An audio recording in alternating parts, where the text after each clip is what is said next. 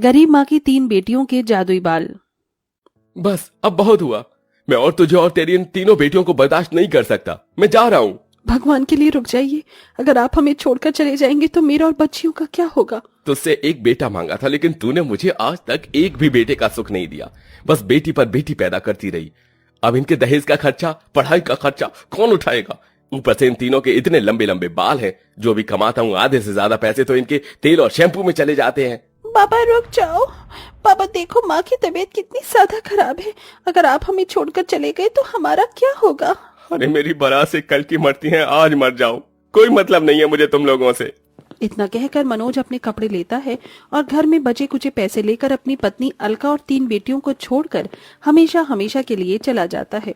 हे देवी माँ, अब तू ही मेरा और मेरी इन 3 बेटियों का सहारा है। हमारी रक्षा कर। अलका अपनी तीनों बेटियों को गले लगाकर रोने लगती है। अलका के पति मनोज की हमेशा से यही चाह थी कि उसके बेटे हों, लेकिन बार बार अलका के 3 बेटियों को जन्म देने के बाद अब मनोज अलका और अपनी खुद की ही 3 बेटियों से बेइंतहा नफरत करने लगा था। इसलिए अब वो अपनी तीनों बेटियों और पत्नी को बेसहारा छोड़कर हमेशा के लिए चला जाता है। ओह, ओह, ओह, ये लो पानी पी लो। रूही, माँ ने 4 दिनों से कुछ भी नहीं खाया है। माँ तुम अपना ख्याल रखना, हम कहीं से बाहर से कुछ खाने को लेकर आते हैं। मेरी बच्चियों, तुम बाहर से खाना कैसे लेकर आओगी? माँ आप ही तो कहती हो, मुश्किल में देवी माँ हमेशा हमारा साथ देती हैं। बस आप यहीं आराम करो, हम अभी आते हैं। तीनों बेटी अपनी बीमार माँ के लिए खाना लेने चली जाती हैं। तीनों बहनें कई लोगों के सामने हाथ जोड़कर मदद मांगती हैं, लेकिन कोई उनकी मदद नहीं करता। जिसके बाद अब रूही जहाँ मंदिर के बाहर बैठकर भीख मांगती है, प्रेरणा रोड पर बैठकर लोगों के जूते साफ करती है और वहीं मेघा ढाबे पर लोगों के झूठे बर्तन धोती है। और जमा किए गए पैसों से तीनों बहनें अपनी माँ के लिए खाना और दवाई लेकर आती हैं और अपने हाथों से अपनी माँ को खिलाती हैं। नहीं बेटा, बस मेरा पेट भर गया, अब तुम तीनों खा लो। नहीं माँ, आप खा लो, आपको दवाई भी खानी है। अगर दवाई नहीं खाओगी तो ठीक कैसे होगी?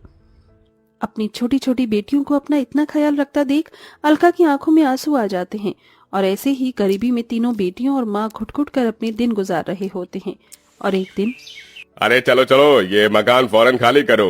अब मैं तुम तीनों माँ बेटियों को अपने घर में मुफ्त में और नहीं रहने दे सकता। मालिक भगवान के लिए हम पर रहम कीजिए। हमारे बाबा हमें छोड़कर चले गए हैं। माँ बीमार है और हम तीनों बहनों को कहीं पर भी कोई काम नहीं मिल रहा है। ऐसी हालत में हम आपके किराए कैसे चुकाएंगे? अगर आप हमें घर से बाहर निकाल देंगे तो हम लोग कहाँ जाएंगे? सड़क पर भिखारी के साथ झोपड़पट्टी में रहो, लेकिन अब मैं तुम्हें इस घर में और नहीं रहने दूंगा। मालिक बस हमें 2 हफ्ते की मोहलत दे दीजिए। हम 2 हफ्ते में आपका सारा किराया चुका देंगे। अगर ना चुकाए तो हम लोग खुद इस घर को छोड़कर चले जाएंगे। मेघा की बात सुन मकान मालिक प्रसाद उन्हें 2 हफ्ते की मोहलत देकर चला जाता है। जिसके बाद तीनों बेटियां अपनी माँ से लिपट कर रोती हैं कि तभी अचानक अलका जोर जोर से खांसना शुरू कर देती है और उसे खून की उल्टियां शुरू हो जाती हैं। मेरी बच्चियों, अब मेरे जाने का वक्त आ गया है। तुम तीनों अपना ख्याल रखना। नहीं माँ, हम तुम्हें कहीं बाहर नहीं जाने देंगे। हे देवी माँ, अब तो कोई अपना चमत्कार दिखाओ और हमारी माँ को बचा लो, वरना हमें अपने पास बुला लो। प्रेरणा इतना बोल ही रही होती है कि तभी उन तीनों बहनों के लंबे लंबे बालों में सुनहरी रोशनी होती है और उन बालों में से आवाज आती है, अब वक्त आ चुका है कि हम तुम्हारी मदद करें। उन बालों से जैसे ही आवाज आती है कि प्रेरणा के बालों में से एक सुनहरी रोशनी निकलती है और उसके सामने एक औषधि आ जाती है। तुमसे ये औषधि अपनी माँ को खिला दो, तुम्हारी माँ फौरन ठीक हो जाएगी। ये सब देख तीनों बहनें काफी हैरान होती हैं, लेकिन अपनी माँ की जान बचाने की बात सुन प्रेरणा जल्दी से अपनी माँ को औषधि खिला देती है और देखते ही देखते अलका पूरी तरह से ठीक हो जाती है। मेरी बेटियों, ये कैसे हुआ? ये तुम्हारे बाल, हम इंसानों की तरह बातें कैसे कर सकते हैं? क्योंकि हम जादुई बाल हैं, इसलिए और अब वक्त आ चुका है कि हम तुम्हारी मदद करें। तुम जो भी चाहे हमसे मांग सकते हो। क्या तुम सच कह रहे हो? अगर ऐसा है तो हम लोगों ने कई दिनों से अच्छा खाना नहीं खाया है। क्या तुम हमें खाना दोगे? मेघा के इतना बोलते ही उसके बाल चमकने लगते हैं और देखते ही देखते उन सबके सामने लजीज पकवानों से भरी थाली आ जाती है। ये देख तीनों बहनें बहुत खुश होती हैं और न जाने कितने दिनों के बाद तीनों बेटियां और माँ मिलकर भरपेट खाना खाती हैं। जाती बाल, तुम्हारा बहुत बहुत शुक्रिया। क्या तुम हमें खाने और दवाई के साथ साथ नए कपड़े दे सकती हो? हमने जो पहने हैं हमारे पास सिर्फ यही कपड़े बचे हैं। हाँ, क्यों नहीं। रूही के इतना बोलते ही अब रूही के बाल चमकने लगते हैं और देखते ही देखते उनके सामने तरह तरह के नए कपड़े आ जाते हैं, जिसे देख वो सब खुश होते हैं। लेकिन अब उनके मन में एक सवाल होता है। देवी माँ, आपका बहुत बहुत शुक्रिया कि आपने हमें इतना कीमती तोहफा दिया, लेकिन आखिरकार मेरी बेटियों के बाल जादुई कैसे बने? ये सब कैसे हुआ? मुझे जानना है। ये सब तो 13 साल पहले ही हो चुका था। याद करो, जब तुम पहली बार गर्भवती थी और देवी माता के मंदिर में बैठकर प्रार्थना कर रही थी। हे देवी माँ, बेटियां तो माता का रूप होती है, लेकिन मेरे ससुराल वाले तो बेटियों को बोझ समझते हैं। मेरे पति ने तो साफ साफ कह दिया है कि अगर मैंने बेटी को जन्म दिया तो वो उसे मार देंगे। मुझे नहीं पता है कि मैं बेटी को जन्म दूंगी या बेटे को, लेकिन माँ, अगर मैंने बेटी को जन्म दिया तो उसकी रक्षा करना आपका कर्तव्य है। देवी माँ, मेरी कोख में पल रहे बच्चे की रक्षा करना। अलका देवी माता के सामने हाथ जोड़कर अपने बच्चे के लिए प्रार्थना कर रही होती है कि तभी एक बूढ़ी औरत उसके पास आती है और उसके सर पर हाथ रखकर कहती है, बेटिया, देवी माँ ने सुन ली तुम्हारी। अगर तुम बेटी को जन्म दोगी तो उस पर कभी कोई आँच नहीं आएगी। लेकिन अम्मा, आप कौन हैं? मैंने आपको पहचाना नहीं। मैं जो भी कोई हूँ, लेकिन आज के बाद तुम्हें अपनी और अपनी कोख में पल रहे बच्चों की फिक्र करने की कोई जरूरत नहीं है। देवी माँ का आशीर्वाद हमेशा तुम्हारे साथ है। इतना कहकर वो बूढ़ी औरत अलका के पेट पर हाथ रखती है और वहां से चली जाती है, जिसके बाद ही अलका लगातार 3 बेटियों को जन्म देती है। इसका मतलब कि वो बूढ़ी औरत?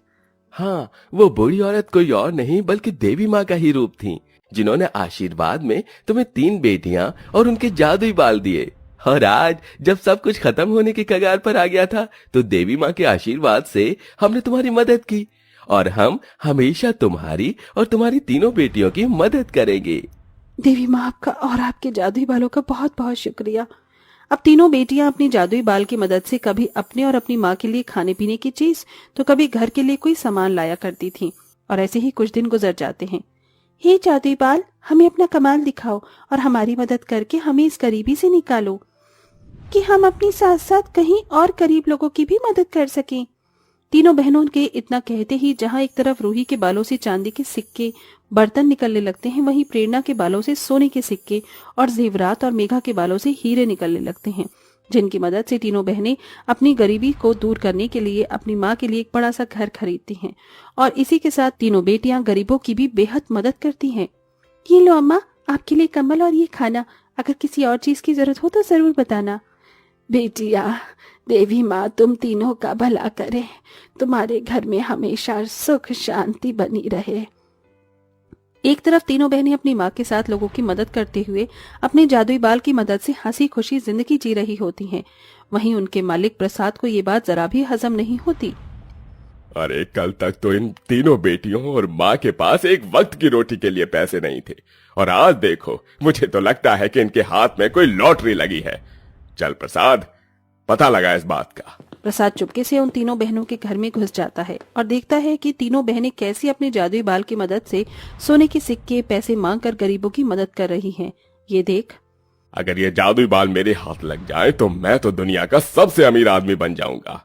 प्रसाद के मन में अब जादुई बालों को देखकर लालच जाग चुका था, इसलिए वो रात होने का इंतजार करता है और जैसे ही रात होती है वो 3 बहनों के कमरे में घुस जाता है और अंधेरे का फायदा उठाकर वो प्रेरणा के जादुई बालों को काटने ही वाला होता है कि तभी अचानक कमरे की लाइट ऑन हो जाती है और 3 बहनों की आंखें खुल जाती हैं।